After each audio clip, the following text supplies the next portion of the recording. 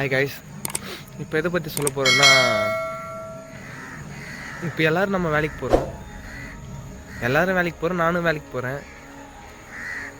வேலைக்கு போயிட்டு 8 ஹவர் வேலை. ஒரு நாளைக்கு வந்து 8 ஹவர் வேலை கம்பெனியில் வேலை செஞ்சுட்டு வரணும். நான் கம்பெனிக்கு போகிறேன், நீங்கள் ஆஃபீஸ் போகிறீங்களா, எது போகிறீங்கன்னு கமெண்ட் பண்ணுங்கள். அப்புறம் அது இப்போ வந்து நான் வேலைக்கு போகிறேன், 8 ஹவர் வேலை. வரப்போகிற ட்ராவல்லாம் 10 ஹவர் ஆகிடுது. மொத்தம் ஒரு நாளைக்கு 10 ஹவர் 11 ஹவர்லாம் ஆகிடுது, ட்ராவலிங் எல்லாம் சேர்த்து.